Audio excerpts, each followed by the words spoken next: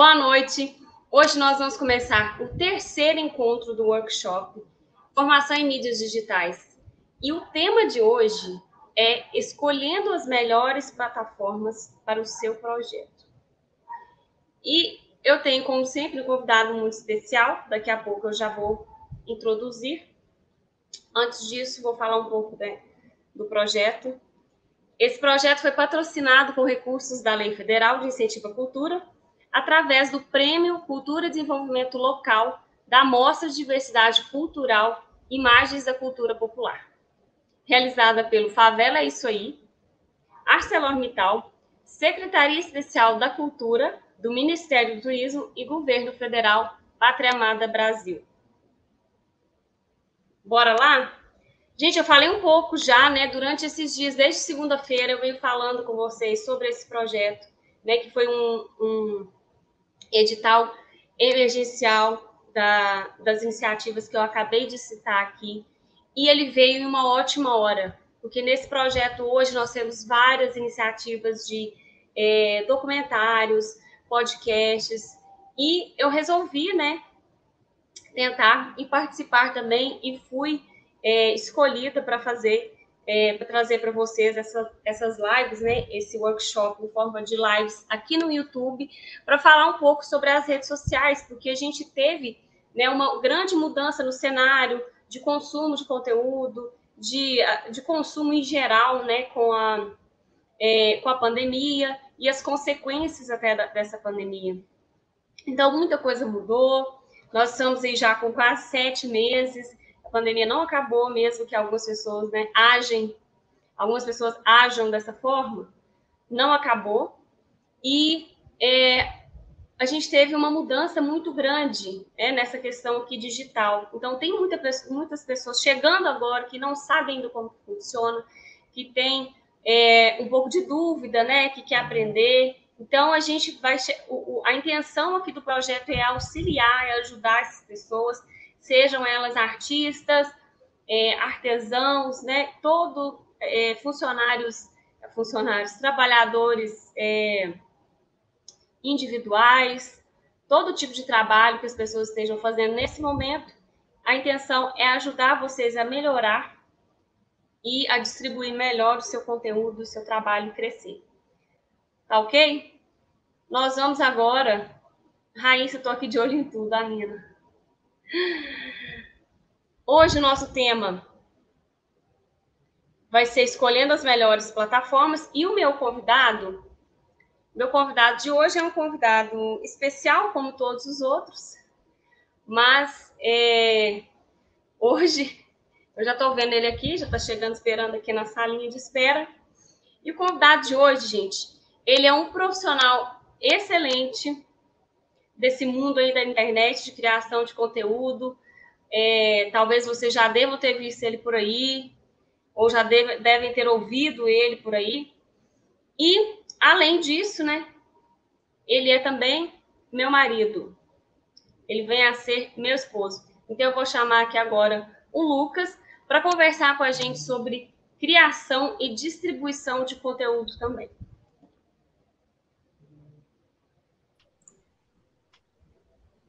Olá, boa noite.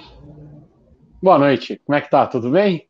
Quanto tempo? Tudo bem. Quanto tempo? Tenho uns 5 minutos. Tenho 5 minutos que eu deixei o quarto e vim para o outro ambiente aqui da casa para poder gravar com você. Para o outro estúdio, para outra salinha aqui nos estúdios Globo, Conglomerado que a gente montou aqui. Mas tá tudo bem, tirando os 32 graus, tá tudo ótimo. Talvez eu derreta até o fim da entrevista, mas vamos seguir em frente. Grande chance, até porque o ventilador tá aqui comigo, então não tá aí com você.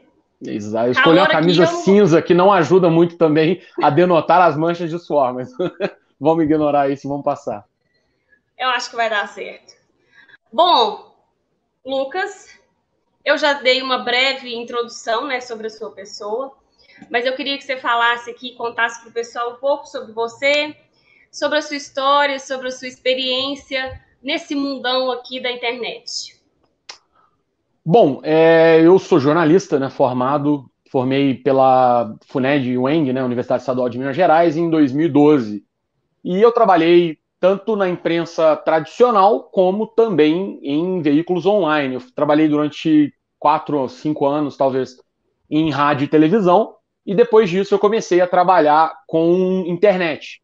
E aí foram sites, canais de YouTube, plataformas de podcast, sempre envolvido em esporte, que é a área que eu trabalhei desde que eu sou adulto, eu sempre trabalhei com a área esportiva. Nos últimos anos, até tive um pouco afastado dessa área de produção de conteúdo, porque, embora estivesse ajudando a produzir conteúdo, mas estava um pouco afastado aqui dessa, né, de estar de frente das câmeras, porque eu e você também trabalhava em um evento de artes marciais internacional, e a gente trabalhava mais em backstage, produção, enfim, esse tipo de coisa. Mas quando, acho que falando assim sobre produção de conteúdo, eu tive a felicidade, talvez, de estar ali no momento de início, digamos, eu não vou dizer início, mas assim, que algumas dessas plataformas estavam engatinhando. Assim, eu lembro quando eu comecei a trabalhar com site, os sites ainda estavam na recuperação. A gente teve no início da década dos anos 2000 uma bolha muito grande da internet que estourou, que na época o pessoal que dessa época vai lembrar das empresas.com, etc e tal, e demorou bastante para a indústria se recuperar e chegar no patamar que está hoje. Para quem só acompanha ou está na internet há menos tempo e tal, não vai se lembrar disso, mas era muito difícil financiar um negócio online há muitos anos atrás, e não existia rede social e tal. E depois começou uma retomada ali no final da década de 2000, e aí você começou a ter grandes grupos de mídia que migraram para o online, alguns outros começaram a financiar operações online, alguns criaram exclusivamente no online, e eu entrei mais ou menos na internet, mais ou menos para trabalhar, né? Mais ou menos nessa época.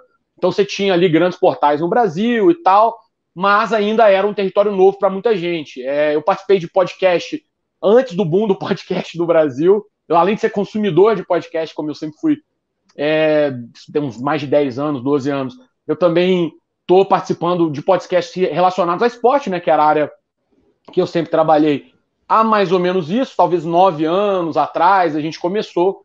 E agora, depois que começou a pandemia e de volta aqui ao Brasil também, e aqui eu comecei um projeto próprio, que é a primeira vez que eu estou fazendo um negócio que é meu, que é o podcast do Historiador do Esporte, que é o podcast que eu estou fazendo agora. O primeiro episódio, inclusive, já sai da primeira temporada na próxima terça-feira.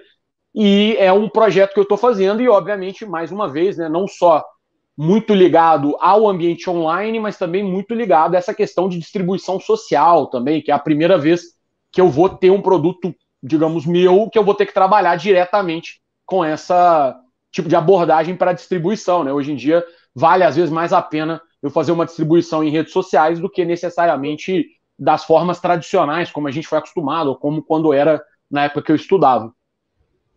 Então, basicamente, você está aqui na internet desde que tudo isso aqui era mato.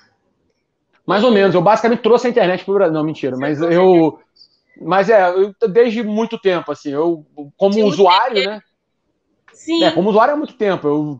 A gente tinha um computador muito ruim aqui em casa, mas tinha. E aí eu usava desde a época do bate-papo UOL, essas coisas assim, né? Já acessei muito GeoCities, muito HTG, já baixei 3 dias baixando música e tal, esse tipo de coisa, mas praticamente. Exato. Internet de escada, minha mãe ligava e caía, enfim, esse tipo de coisa acontecia. Mas, assim, também mais recentemente, com essas plataformas novas e tudo, assim, essa migração também mantive. E hoje, obviamente, assim, nem só hoje, mas mesmo na época que a gente já estava, embora tivesse morando fora e tivesse um trabalho de escritório, o trabalho quase todo voltado já para esse ambiente online. Hoje em dia, especificamente, o trabalho é todo baseado em estruturas que são digitais, né? A gente não tem mais o trabalho de casa o dia todo, e com ou sem pandemia já estava sendo assim, na verdade, e assim, é sempre isso, né? Sempre de casa e trabalhando, ou de qualquer lugar, na verdade. Tem pelo menos essa liberdade. Trabalha muito mais de tempo, mas tem essa liberdade, pelo menos, de poder estar em qualquer lugar, porque os trabalhos estão sempre ali na nuvem, enfim, nas redes. Não tem essa necessidade física, salvo uma outra coisa que eu acredito que a gente vai comentar, como, por exemplo, produção para YouTube, que demanda cenário, essas coisas. Sim. Eu acho engraçado uma coisa que você comentou, que como que agora a gente, né, nos tempos de hoje, né, atualmente com o desenvolvimento e tudo 100% online, a gente até ousa, e com o advento das redes sociais, né, com o desenvolvimento e tudo mais, a gente até ousa falar que site, né, website, página web, página da internet, é um meio mais antigo, né? A gente ainda até existe essa comparação, que o site hoje é uma coisa que não é prioridade, né, para as pessoas, para as empresas. Claro que é importante, né, a importância de ter um website, de ter um canal, de ter aquele endereço onde vai ter toda a sua informação e você vai poder fazer as transações também, é importante, mas quase que ele já passou a ser uma coisa mais, assim, antiga, né? Um site. O importante hoje é essencial você ter todas as plataformas ativas nas redes sociais, né? Variando aí estrategicamente do seu nicho, do seu negócio. E o site, muitas das vezes, as empresas, as pessoas, os empreendedores, os artistas, nem tem, ou tem só para ter um endereço, né? Para ter uma plataforma mesmo, um endereço profissional, e não utiliza, não alimenta o site, não deixa ele atualizado. Se eu puder dar um exemplo, assim, do que é, por exemplo, a minha experiência, como eu falei, eu estou com um podcast que vai sair agora, mas obviamente eu já venho produzindo isso há meses, né? Não é uma... É bom até, acho que é um assunto que vocês já falaram, eu acompanhei algumas outras lives aí, vocês estavam falando sobre isso. A produção cultural, ela não é um fenômeno que acontece do dia para a noite, né? Nada que você produz, pelo menos se você produzir bem produzido, a forma que eu acredito é essa, não é uma coisa que você vai simplesmente ligar aqui e sair fazendo. Tem muito trabalho, muita produção, tem que pensar muito, tem que treinar e testar formatos, enfim, uma série de coisas, então já vem nesse processo há um bom tempo. E para mim, pelo menos, assim, e aí eu tô dizendo, acho que foi boa a sua colocação ao mencionar que não são todos os negócios que se enquadram nesse, mas eu vou dar um exemplo meu enquanto produtor independente de conteúdo, que é o quê? Para mim, o site ele serve como um cartão de visitas digital para a minha marca e para o meu produto, que é o podcast Historiador do Esporte, e mais do que isso, ele serve como um agente de legitimação. Então, assim, eu tenho um endereço que é @historiadordoesporte.com.br de e-mail, para mim é mais legítimo para eu me aproximar de um potencial convidado, se eu quiser chegar até um possível patrocinador, enfim, alguma necessidade, algum contato que seja comercial, profissional, editorial que eu vá fazer, me favorece muito em termos de legitimidade, ou seja, não parece que eu sou simplesmente um moleque brincando de fazer podcast, entendeu? Eu tenho embora eu possa até ser enquadrado nessa categoria, mas eu tenho uma seriedade, um trabalho, enfim, um nível de profissionalismo que é isso. Então, ele tem basicamente essas duas funções. A primeira é de ser um cartão de visitas digital. Então, assim, o meu e-mail, quando ele vai com o endereço do site embaixo, a maioria dos acessos que vem fruto disso, porque o cara clica e vai ver, ele vê que tá. E aí você alimenta, não é um negócio assim, nossa, igual o G1. Você clica a cada 5 segundos e está atualizado. Mas eu tenho minhas atualizações, tenho informações sobre mim, sobre o podcast, etc e tal. E aí a pessoa clica e vê, pô, beleza, tá aqui, você já tem um certo corpo, isso passa uma segurança um pouco maior. Depois é isso, né? A diferença de chegar um e-mail, a credibilidade de chegar um e-mail fulano, @ não sei o que lá, né? Um e-mail corporativo e chegar um e-mail hotmail.com.br, entendeu? O e-mail lá do MSN. Exatamente. É verdade. Então, a gente está lidando aí, né, nesse período, não só agora, quando eu falo nesse período também, não é assim, né, só esse período de pandemia, não. Nos últimos anos, é uma evolução gradativa que vem acontecendo e que foi mais, eu acredito que chegou num ponto mais, não é crítico, né, que eu queria falar, mas um ponto mais de auge durante a pandemia, num ponto avançado, durante a pandemia, porque, né, claro, por causa das dificuldades de contato, né, que teve distanciamento social e tudo mais. Então, todo mundo teve que ir para a internet para poder ter acesso às pessoas em todos os lugares e vender e distribuir o conteúdo. Você já comentou um pouco aqui, Lucas, mas eu queria que você falasse para a gente como que foi a sua experiência, né? Acho que você já deu até um pouco da timeline de como que aconteceu, mas a sua experiência com criação de conteúdo, né? Você começou Hoje você tem o seu, né? Você está com o seu produto, seu podcast, que é o seu primeiro negócio, mas você já trabalhou com diversos canais, com pessoas, e você já passou aí por diferentes plataformas, né? Diferentes redes sociais. Então, eu queria que você falasse para a gente quais foram as suas experiências, né, com criação, mesmo como participação, né? Porque você participava de podcasts, de vídeos. E como que era esse processo, né, de criar esse conteúdo, distribuir, setup, as dificuldades. Conta um pouco para a gente como que é esse processo. Tá, olha, se eu puder dividir, então, acho que, como eu falei, né, assim, eu não quero passar também que eu sou nem um supra-sumo, e muito menos uma pessoa que tem essa experiência toda de tempo, assim, mas tem um tempo que eu tô nesse meio e, assim, por exemplo, quando eu comecei a trabalhar, ainda tinha Orkut, entendeu? Então, assim, tem esse ponto também. Então, mas o que eu quero dizer, assim, eu dividiria em 3 grandes grupos, sabe? Assim, então, o primeiro momento em que a minha atividade profissional, produzindo conteúdo e já produzindo conteúdo online, ela era voltada para a rede social apenas como forma de divulgação. Era a única coisa.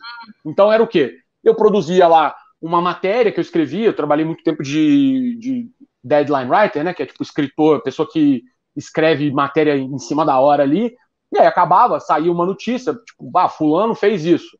E, inclusive, no próprio WordPress, que é uma plataforma de criação de sites, tinha um widget, que é Tô falando vários termos aqui técnicos, né, mas, então, para resumir, o widget ele é como técnico, se fosse... Deixa eu fazer um adendo, que termo técnico que você diz é buzzword. A tradução correta para esses termos que você está falando é buzzword. Não é porque não tem outra palavra em português para descrever isso que eu estou falando, né? Mas assim, WordPress eu não vou falar, imprensa de palavras.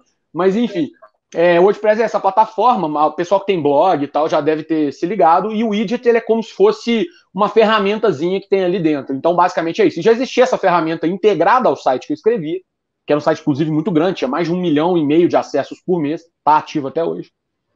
E a gente simplesmente publicava. Então saía lá, vou dar um exemplo, era um site de MMA, né, de artes marciais mistas, tipo UFC. Então vamos supor, Anderson Silva vence a luta, que era uma manchete. Eu publicava essa matéria com o mesmo título que ela estava, com a foto que eu publicava a matéria, ou seja, o meu conteúdo mesmo era só aquilo. Ele puxava para o Twitter, para o Facebook e postava, Anderson Silva venceu a luta, daquele jeito, era isso. Então era reproduzir nas redes sociais, elas serviam só para amplificar o conteúdo que já estava sendo produzido. Pouco depois, que foi logo antes de eu mudar e da gente sair para fora do Brasil e trabalhar com outras coisas, já estava num período de um pouco mais engajamento. Então era amplificação e engajamento. Essa era a tônica. Então a gente já tinha, você reproduzia ainda o conteúdo, só que tinha muito, essa foi, talvez, assim, eu não cheguei a participar ativamente disso, até porque, felizmente, eu sempre tive editores muito bons na minha vida. Então tenho essa sorte também, que eu nunca tive um editor-chefe, ou mesmo quando eu editei, eu fui editor-chefe, eu também não gostava muito dessa prática.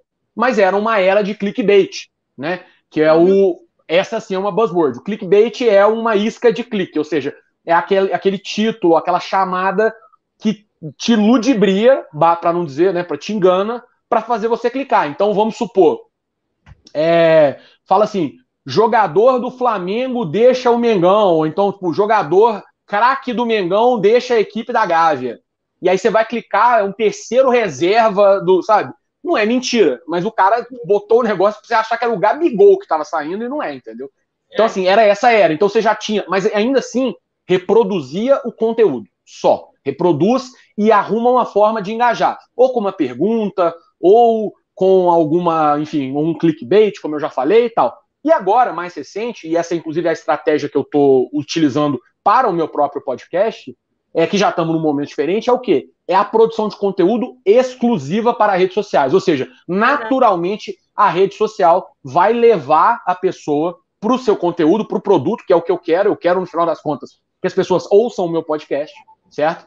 Mas eu tenho conteúdo exclusivo. Vou dar o exemplo, mais uma vez, do meu próprio podcast, do Historiador do Esporte, mas assim, o Instagram do Historiador do Esporte, que é a principal rede social que eu uso para divulgar, além de divulgar as coisas que eu faço, eu tenho conteúdos que só saem lá.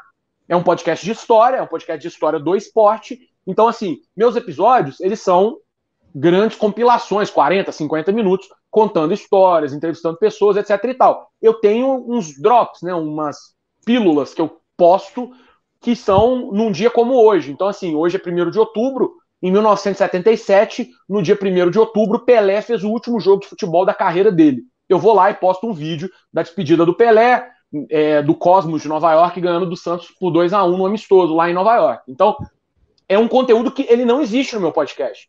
Ele independe. Eu só crio ele para rede social, para engajar meu público, para ter as pessoas ali sempre voltando, porque um dia eu vou lançar o episódio, né, que no caso são nas terças-feiras, e aí a pessoa já vai estar ali e ela vai consumir aquilo também. Então, eu dividiria nesses 3 momentos. Que foram, primeiro, distribui e amplifica só aquilo, reproduz, depois tenta engajar, e hoje, assim, já se pensa na rede social como uma coisa separada. É um produto exclusivo, né, único, e você tem que ter, tem que criar exclusivamente para ele. Inclusive o mercado, né, também de produção de conteúdo para as redes sociais cresceu muito. No meu caso também, que é onde eu me encaixo, que são, né, especialistas em redes sociais, em administração, estratégias de crescimento, porque a própria rede em si virou um negócio, né? As próprias Sim. redes. Então, tem essas duas, tem esses 2 pontos que você comentou, que eu queria que o pessoal entendesse, né? E conseguisse separar, entender para você como que vai funcionar para vocês, né? Quem tem um produto final, quem cria, que seja produto, né, físico, que você venda, um artesanato, uma comida, um bolo, alguma coisa, ou quem faz registro histórico da cultura popular nas comunidades, como a gente teve no início da semana, que foi o primeiro episódio com o Léo, né, que está até assistindo a gente aqui, que ele criou, o projeto dele é um podcast da Badia, que ele vai contar histórias da Badia. Então, ele, com esse produto dele final, que é o podcast, ele basicamente é um registro histórico, né, da cultura ali da nossa comunidade, várias coisas, histórias que ninguém tinha conhecimento, que ele está contando, ele está buscando isso. Então, uma forma dele fazer, né, distribuir esse conteúdo seria nas redes sociais, e o produto dele final é o podcast, que é o mesmo caso do seu também, que coincidentemente também é sobre história, só que são histórias diferentes. Isso é a história do esporte, e o dele é a história local, né? A história da cultura local. Mas, assim, sempre é um produto, né? Acho que isso é importante também frisar, que, assim, seja você indivíduo, pessoa física, ou seja a pessoa, enfim, né, a imagem pública que você quer vender, às vezes você é uma celebridade, uma subcelebridade, um influencer, ou não, você é só sua vida mesmo, pessoal, particular. Isso. Ou você tem um podcast, ou você tem uma peça de teatro, ou você tem um livro, alguma coisa, sempre tem um produto ali, é sempre algo que você está... porque é isso, a realidade é só a realidade. Aquilo é um pedaço, né? É um recorte dentro da realidade. Então, de alguma forma, você vai estar encapsulando e vendendo isso para as pessoas de alguma forma. Então, sempre é assim. Você vai transformar ali, de repente, uma coisa corriqueira ou qualquer coisa em um produto que as pessoas vão consumir, né? Por isso que a gente fala de consumo de conteúdo, que é simplesmente um Instagram de uma pessoa. Se você está ali olhando o dia inteiro, você vê uma foto, você clica na foto, clica no vídeo, você está consumindo o conteúdo dela. E aquilo ali é o produto. Muitas das vezes, aquele é o produto da pessoa. Eu estou vendendo o meu estilo de vida e falando sobre produtos, e aquilo ali, o produto dela é ela mesma. Ou não, capital social, né? Mesmo que seja uma pessoa física, e fala, olha, eu tô aqui, eu quero divulgar, porque eu gosto de cozinhar no final de semana. Não precisa nem ser temático. Sabe, o meu Instagram, eu posto as coisas que eu gosto. Eu gosto de esporte, eu gosto de cozinhar, eu gosto de videogame, eu gosto de filme. E eu posto sobre isso, eu falo e tal. Eu, bem ou mal, se eu estou postando, se eu estou falando isso para outros, principalmente na rede social, que embora você tenha as pessoas próximas, mas tem muito mais gente que também não te conhece e tal, você está fazendo o quê? Você está expondo isso por um motivo. E o motivo, na maioria das vezes, é isso. É capital social que você está ganhando, né? Sim. Eu sou uma pessoa que gosta disso. Que seja para a pessoa te conhecer, enfim. A gente está falando... Isso vai tanto do muito pessoal até o profissional. E é óbvio que aí no profissional... Mas é engraçado porque pode parecer muito óbvio, né? E às vezes o óbvio não é tão óbvio assim, né? O senso comum, ele não é tão comum quanto a gente pensa. E aí, no fim das contas, é isso. Assim, muitas vezes as pessoas perdem de vista essa ideia de que você está ali o tempo todo, você tem um produto que você está entregando para os outros. Esse produto tem que ter... E o processo, assim, podem ser mini vendas que você está fazendo o tempo todo, e a pessoa está te pagando em tempo, ou em likes, ou em qualquer coisa, mas é isso, você está fazendo isso o tempo todo. É um grande marketplace, não, negócio. Exatamente. E essa é buzzword, você pode me xingar porque essa é buzzword. Tá aqui anotado já. Tá bom. E outra coisa, gente, eu queria frisar também, um dos motivos pelos quais eu convidei o Lucas, é porque além de trabalhar, né, bastante, e ter essa experiência com criação e criação de conteúdo com a internet, ele também é um consumidor assíduo de conteúdo. Então, eu queria que ele trouxesse, não já sei fui mais, ele acha tempo e ele consegue fazer 1 milhão de coisas e assistir 1 milhão de coisas.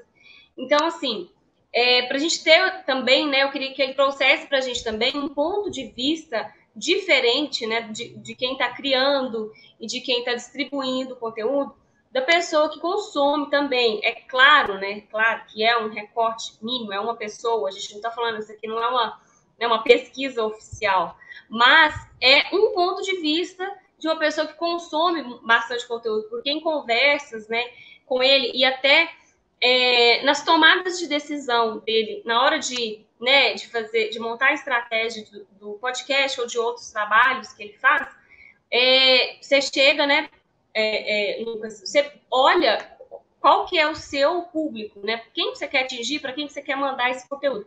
Então, você tem um pouco dessa experiência de consumir, porque você comenta bastante de quais plataformas você gosta de assistir tal tipo de conteúdo, né? Até algumas atualizações do Facebook hoje, o YouTube tem várias atualizações também que estão trazendo mais, né, e que está trazendo mais conteúdo, meio que eles estão personalizando, né, as páginas, eles trazem o que você gosta, o que você tem assistido, essas coisas. Então, do seu lado de consumidor de conteúdo, como você enxerga a importância de saber distribuir, o que vai para onde?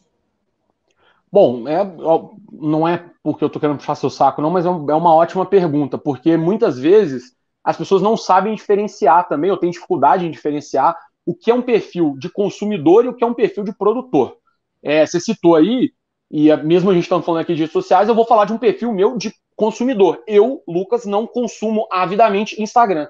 Eu não tenho esse hábito, entendeu? Eu não sento e pego. Mas a minha rede social prioritária para o meu podcast é o Instagram, porque eu sei que é onde tem mais público para mim, ou para o meu produto. Então, assim, você tem que saber discernir isso também. E, óbvio, hoje eu mexo mais do que eu mexia há alguns meses atrás. Mas, ainda assim, sempre com essa visão crítica de um consumidor que quer entender perfil de consumidores para poder usar. A minha diversão não é sentar e dar scroll no Instagram para poder ver, entendeu? É isso que eu quero dizer. Então, assim, até porque, deixa eu explicar do meu perfil de consumidor, e é isso, mas eu tenho que diferenciar. Eu produzindo sou uma coisa, eu consumindo sou outra diferente. E às vezes as pessoas tentam empurrar nos outros aquilo que é delas. E é isso, cara, assim, sabe? Eu tô fazendo o podcast, beleza. Eu tô produzindo, eu que pesquiso, tem até um amigo que me ajuda a produzir, mas assim, eu que produzo, eu que edito, eu que gravo, faço tudo, mas eu tô fazendo isso pros outros. Eu não tô fazendo isso pra mim. Se eu fizesse pra mim, eu nem lançava. Entendeu? Então, se eu fizesse pra mim, eu nem lançava. Eu deixava ali no meu computador e ficava ouvindo na hora que eu quisesse. Então, assim, não pode tirar isso de mente. E então, assim, vai falando do meu perfil de consumidor, eu tô num perfil muito reduzido. Eu não diria que eu sou público-alvo de muita coisa, embora tenha produto para mim, sim. Eu gosto sempre mais de conteúdo. Não, sempre tem. O mercado é cruel. Eu gosto de produto que é curado, ou seja, que é feito algum tipo de curadoria, alguém acha coisas ali que tem esse valor que esse termo ele caiu meio na galhofa, né? Que é o valor agregado, mas é verdade, assim, porque, por exemplo, eu não gosto de ver, eu assisto às vezes highlight de jogo de tênis ou highlight de futebol, que é melhores momentos, né? Desculpa, tem a palavra em português, tem que falar. Eu assisto muito. Então, melhores momentos do Roger Federer, por exemplo. Ali, o cara pelo menos teve o trabalho de separar os melhores direitas do Roger Federer, tem algum valor ali. Ele pegou. Se, velho, é só um cara que pega um vídeo qualquer, sabe? Eu não gosto. Esse tipo de coisa eu não gosto. Se é só uma coisa muito banal, então eu não tenho esse prazer em sentar e acompanhar. Então, por isso que as plataformas que eu mais uso, assim, eu uso muito Twitter para informar, hoje até um pouco menos, para ser sincero. mudou muito o perfil de uso do Twitter das pessoas, então eu mesmo dei uma diminuída boa. Eu não uso tanto. E aí não me interessa muito. Instagram, bem pouco, mas assim, eu uso mais agora por conta do podcast, mas eu consumo muito vídeo, que é uma forma de conteúdo rápido, mas conteúdo de qualidade. Eu gosto de conteúdo produzido. Então, assim, o meu canal de YouTube, um dos canais favoritos, vou falar o meu canal favorito, porque isso vai mudando, mas um dos canais favoritos que eu tenho no YouTube, que é um canal americano, chama Oversimplified, eles postam 3 vídeos por ano. Não mais que isso, às vezes 4, 5, assim, quando muito. Porque é um conteúdo muito produzido. Só que cada vídeo tem, 10 milhões de views, entendeu? Mas é muito pouco produzido, assim, muito pouca frequência, que é o formato dos caras. Tem o Facebook Watch, eu tenho assistido muito Facebook Watch, porque eu acho o algoritmo do Facebook Watch muito bom. O YouTube, ele é muito passivo. Desculpa, Lucas, só para falar com o pessoal do Facebook Watch, que às vezes não sabe o que é, né? Ah, sim. É a plataforma de vídeo do Facebook. É a plataforma de vídeo do Facebook. Que a gente sempre teve, né? O Facebook sempre teve vídeos, mas agora, era como post, né? Quando você clica no vídeo, ele te leva para um feed específico, exclusivo de vídeos, que é o Facebook Watch, que é o Watch de assistir, que é onde você vai lá, você pode... É como se fosse um canal. É um YouTube dentro do Facebook. Para ficar fácil. Então, você entra lá e ele vai te puxando, né? O que o Lucas tá falando é que ele tem... Você assiste, você gosta, porque o algoritmo deles é bom, porque eles te enviam, né? Te mostram vídeo do estilo que você está assistindo, coisa que você quer consumir mesmo. Mas aí tem um detalhe, que é o quê? O YouTube faz isso. O algoritmo do Google faz isso também. Mas ele tende a te deixar no mesmo nicho. Então, vou dar um exemplo assim. Como eu falei das coisas que eu gosto. Eu gosto muito, você sabe, a gente que tá trabalhando e tal, eu sempre deixo o Masterchef no YouTube passando no fundo, que eu adoro. E aí, assim, se eu tô assistindo um episódio do Masterchef, todos os relacionados vão ser ou Masterchef, na maioria das vezes, a mesma coisa, se tiver um volume grande, e às vezes até na sequência, ou seja, eles querem que você faça... É difícil, eu detesto, mano, ter que ficar falando só expressão, mas é um conceito, binge-watching, que é isso, é ficar assistindo o negócio de uma vez toda. Não tem termo imposto. Mas eles querem isso de você, que você vá assistindo, tu maratone, né, as coisas, eu acho que é o termo certo.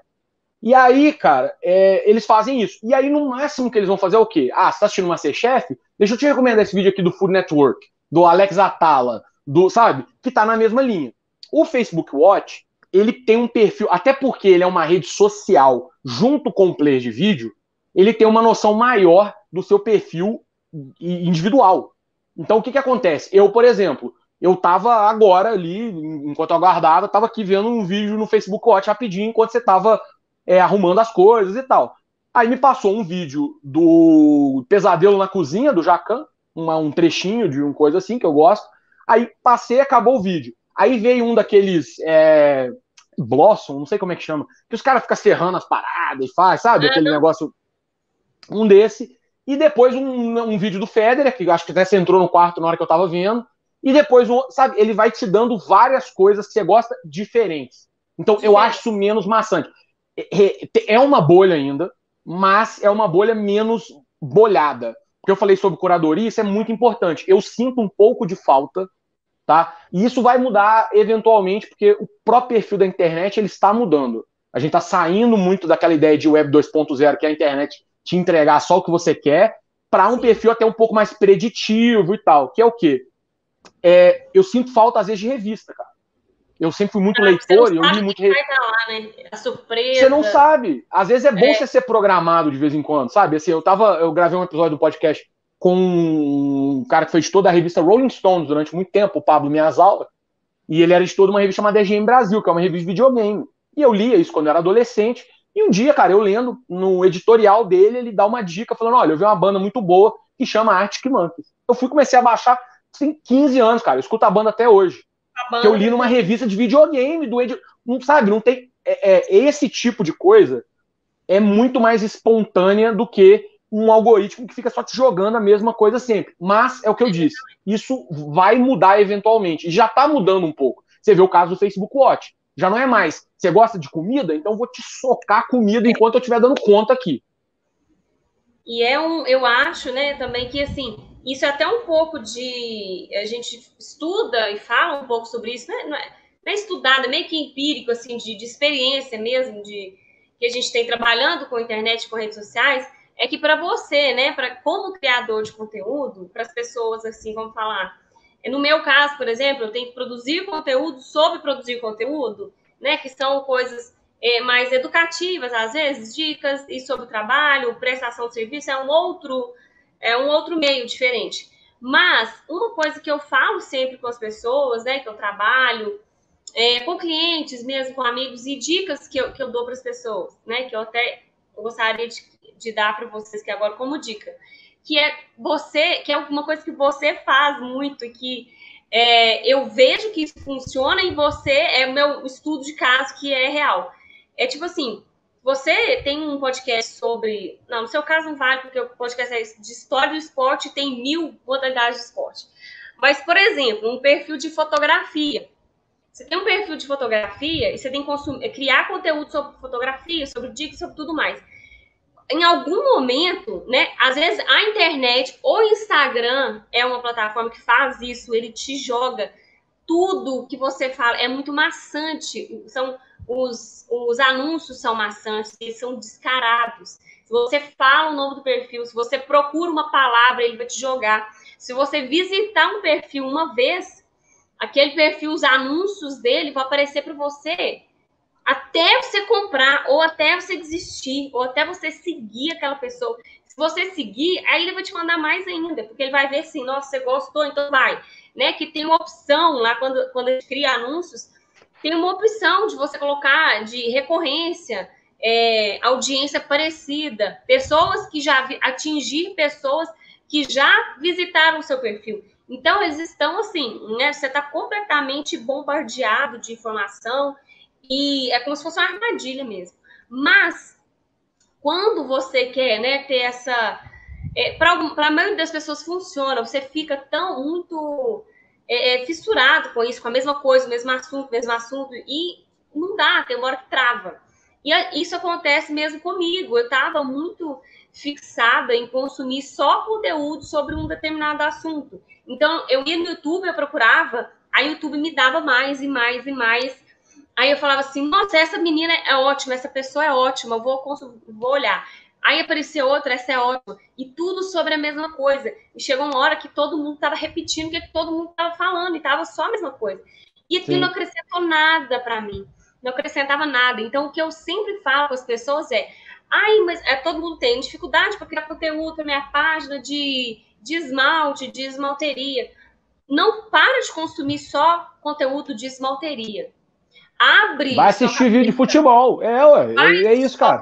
Ver coisa diferente. Aqui, Raíssa, só para dar um exemplo. Isso ajuda.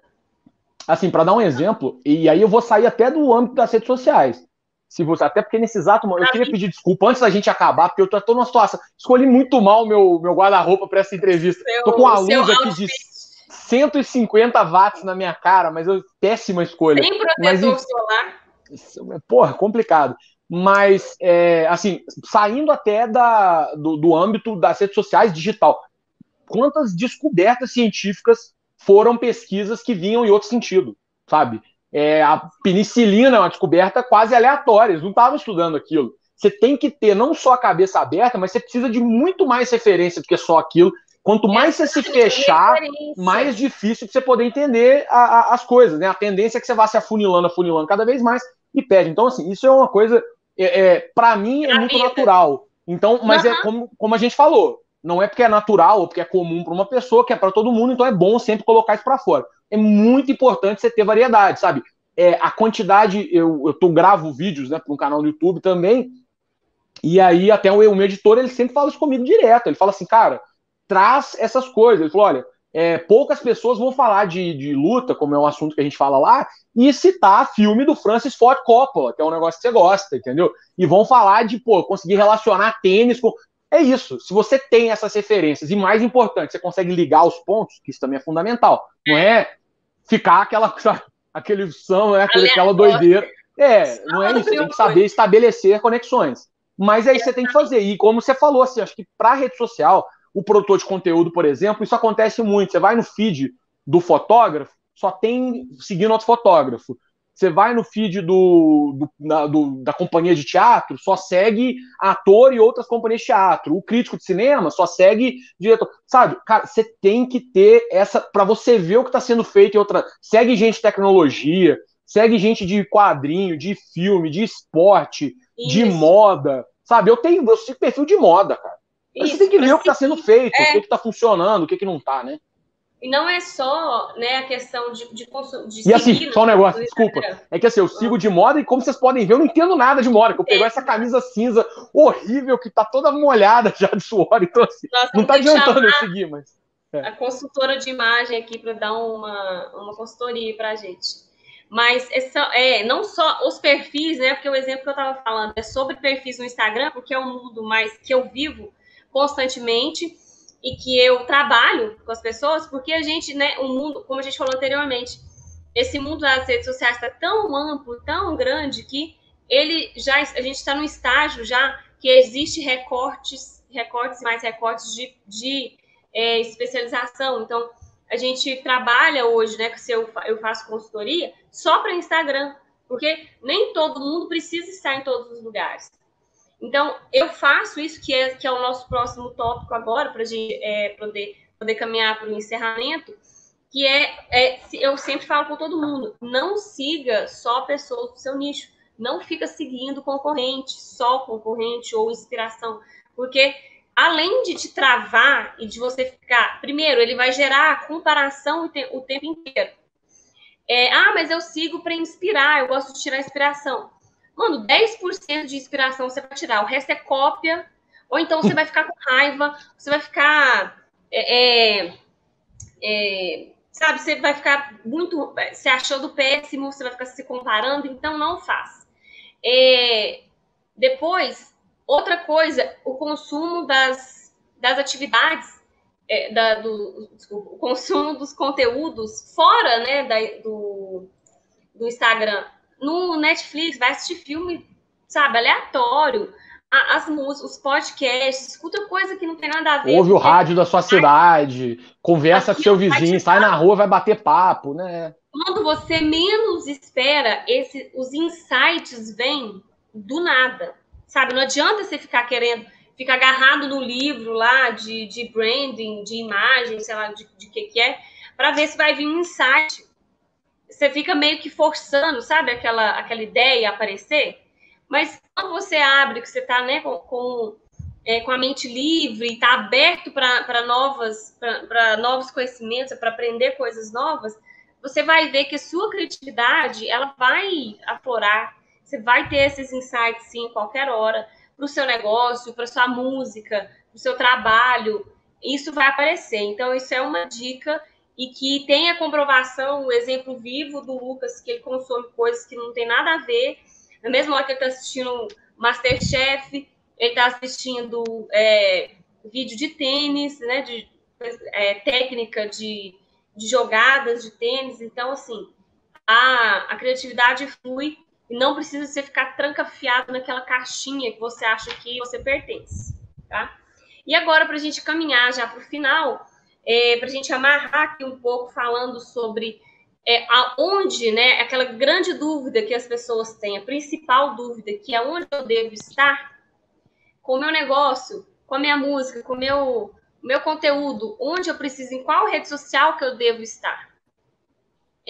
Como que a gente pode separar isso? O Lucas já trouxe um ponto, né, para a gente no início, que você tem a opção de onde você vai produzir, né? Se você se o seu conteúdo é lá, né? Se o seu trabalho é aqui, mora aqui na internet, é daqui, da rede social, é aqui que é o produto final, é aqui, ou você tem um outro lugar que você queira levar as pessoas.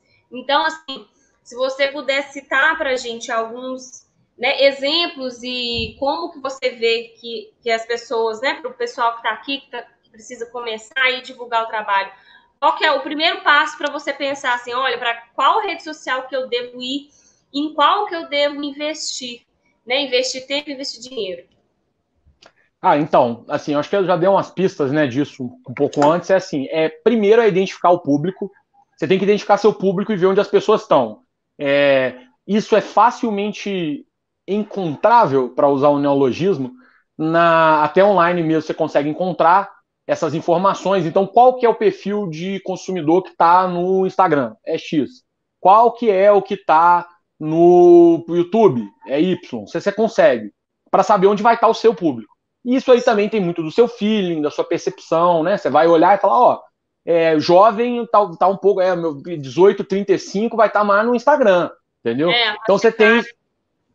mas o mais importante, eu acho, é assim, é você ter saber capitalizar em alguns pontos. Vamos supor, mais uma vez, vou citar um exemplo próprio para servir, né, para trazer um pouco de realidade para a história que eu estou contando, mas é o quê? Quando eu vou pegar, por exemplo, o meu podcast, eu não penso só nas minhas redes sociais. Eu estava te contando até um pouco antes, eu acabei de gravar uma entrevista com um jornalista que tem 450 mil seguidores no Twitter. O meu Twitter, embora eu use muito Twitter pessoalmente, eu não uso tanto assim no podcast, porque para mim rende menos do que o Instagram. Mas óbvio que eu quero que ele divulgue no Twitter dele, entendeu? Então, assim, você tem que achar essas boas oportunidades também. Você tem alguma colaboração que você pode fazer numa plataforma, usa aquilo para direcionar para onde é útil para você, seja para o produto em si ou para outra plataforma onde você está usando bem. Agora, independentemente de qual plataforma for, sabe, eu podia não estar em nenhuma plataforma social, e obviamente seria uma idiotice, eu não ia fazer isso. Mas independentemente disso, qualquer produto, qualquer produção cultural, ou qualquer coisa que você vai fazer, a principal coisa que tem que ter é consistência. Assim, vou trazer um dado estimado aqui, que eu não sei como é que está a atualização disso, mas até onde eu vi da última vez, quase 90% de todos os canais do YouTube, de todas as páginas de Facebook, de todas as perfis de Twitter comerciais, todos eles acabavam em menos de 3 meses a 6 meses. Sabe? Porque é isso. Sobreviver, às vezes, é mais importante do que esse sucesso que a gente espera, sabe? Salvo raríssimas exceções ou pessoas que já vieram com uma bagagem muito grande, ninguém vai estourar e vai ter, milhões e milhões de seguidores e milhões de dinheiro vindo imediatamente. É um processo longo, é uma maratona que você está correndo e, às vezes, chegar no final já te garante uma posição ótima, porque 90% da competição não vai, eles vão largar junto com você e eles vão parar em menos de 1 quilômetro, entendeu? Então, assim, por mais que você vá andando, mas chegue até o final. Você tem que dar consistência, tem que ter, um canal no YouTube, por exemplo, vou soltar vídeo sobre a minha cidade aqui no YouTube. Toda terça-feira? Você vai conseguir? Primeira coisa aí, vai conseguir fazer toda terça-feira? Vou. Então, beleza. Então, toda terça-feira, cara. Se o cara chegou ali uma terça-feira não tem nada, a chance dele não voltar mais é enorme. Você já está perdendo, exatamente. Sim. Então, tem essa questão, independente, né, de qual plataforma você escolher, a consistência é extremamente importante. E eu acredito que, assim, o primeiro passo para começar, né, para escolher, existem dados na internet que você pode pesquisar, onde o seu público-alvo está concentrado, e o que é seu produto também, né? Se a gente está falando de vídeos, no próprio YouTube, você deu um exemplo do canal que você segue, que solta 3 vídeos super elaborados por ano, a gente tem, né, como contraponto o Instagram, que é uma coisa instantânea, né? O próprio nome fala, o Instagram, ele é 24 horas. Ele é uma plataforma que você tem que viver ela, você tem que atualizar. Não adianta você ter uma página do Instagram que você vai postar lá uma vez por mês para colocar o seu... para colocar, sei lá, uma lista de produtos, colocar um cardápio, sabe? Uma coisa assim. Não adianta, você tem que viver aquilo ali, você tem que mostrar os bastidores, você tem que atualizar todo dia, porque as pessoas estão toda hora. E a atenção que você tem no Instagram, hoje, das pessoas olhando, é 3 segundos. Então, você, além de precisar ter uma consistência muito grande, ter volume, você tem que ter criatividade, tem que criar uma coisa muito boa, muito foda, que a pessoa vai passar, em 3 segundos você tem que chamar a atenção dela. Porque se for ruim, ela vai passar direto e você gastou aquele tempo à toa, você fez o conteúdo à toa. Então, é uma plataforma que você tem que estar disposto.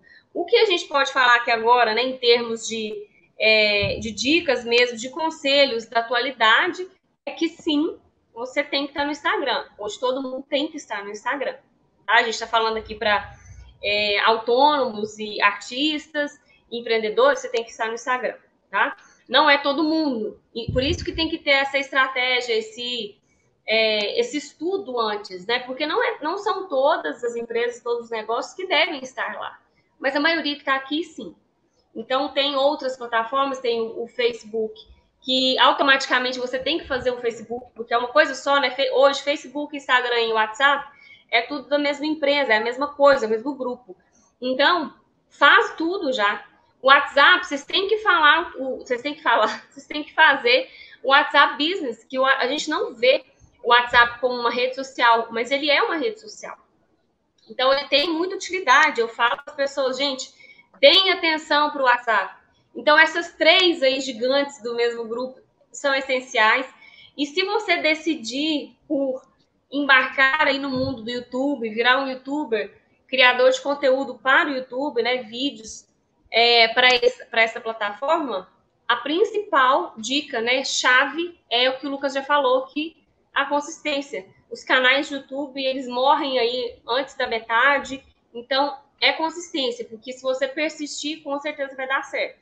Agora tem uma outra questão também, que é lógico, né, você tem que ver o seu produto. Se você tem um produto de áudio, que é o caso do podcast, existem as plataformas de podcast, né, específicas, onde você vai, como que fala? Você vai colocar o podcast? Hospedar. É onde você vai hospedar, né, e onde você vai distribuir. Existem as plataformas de áudio, né, de podcast. Aí você faz, né, cria as páginas nas redes sociais para poder distribuir e para poder levar as pessoas até o seu conteúdo, né, até o seu produto, que é o podcast. Então, eu acho que a gente chegou, né, a gente conseguiu fechar aqui com a nossa dica master. E tem alguma coisa que você queria acrescentar, Lucas, sobre o que nós falamos aqui, ou a gente já pode encerrar? Não, é só reforçar realmente essa questão. Eu acho que a consistência é muito importante, não só para o YouTube, mas qualquer rede social. Qualquer coisa. Exatamente, cara. A maioria das vezes acaba justamente por isso. É só uma autossabotagem, né? É muito importante ter consistência, continuar e manter isso até uma página do Facebook. Se some, cara, eventualmente o próprio algoritmo começa a esconder, então você tem que ter, tem que estar sempre aparecendo realmente, e se você confia, obviamente, na qualidade do que você está entregando. Se você perceber que aquele conteúdo não está agradando, faça adaptações, faça alterações, mude uma coisa, mude outra, mas insista se você, obviamente, confiar e tiver boas respostas do que é, mas basicamente é isso. No mais é agradecer a oportunidade, né, de vir aqui dar essas palavras e pedir desculpa mais uma vez pela situação lamentável em que eu me encontro nesse momento. Eu tô cada vez mais eu tô abaixando aqui na câmera para não dar para ver, porque tá parecendo que eu pulei na piscina. Não, porque parece agora que você trocou de camisa, você colocou uma camisa mais escura. Mas foi o melhor que eu consegui fazer, porque se eu levantar assim, você vai ver que a camisa, tá vendo? Então eu vou ficar aqui, ó. Eu vou ficar assim, que aí fica mais bonitinho. Eu acho que é isso mesmo. Então, gente, muito obrigada, né? Eu queria agradecer ao Lucas novamente pela disponibilidade, por ter aceito o convite e pela participação agradabilíssima nesse episódio de hoje do workshop. E estamos de portas abertas para participar também do seu podcast. Qualquer dia, se você quiser convidar a galera aqui. E muito obrigada, boa noite e até a próxima. Valeu, eu que agradeço, pode deixar. Quem tiver uma história legal de esporte, me chama aí que a gente faz e siga o historiador de esporte. E não esquece, gente, antes, né, claro, sempre antes de encerrar, a gente tem que fazer um jabá. Eu pedi pro produtor do Lucas deixar aqui no chat, nos comentários, o link do podcast para quem ainda não conhecer. Mas você entra aí, Lucas, agora quando você sair, deixa o link para o pessoal conhecer. Depois que você tomar um banho. Tá certo. Beijo, obrigada.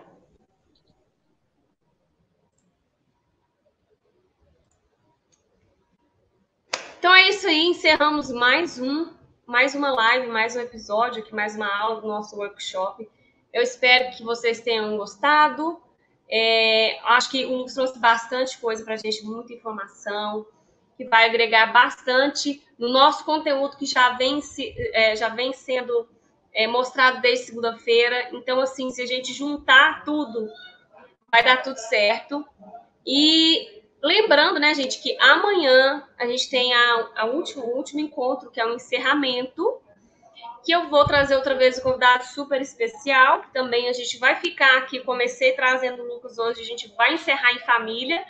Amanhã o Marcos Vinícius vai estar comigo aqui para falar sobre fotografia para as redes sociais, que é um dos principais conteúdos, né, para a gente distribuir. Aí, quando você começa a sua página nas redes sociais, o que eu vou colocar, como tirar, ele vai dar todas aquelas super dicas de como fazer as melhores fotos com o seu celular mesmo, tá, gente? Mas é claro que se precisar, ele também tá aí para fazer fotos profissionais, super retratos para vocês.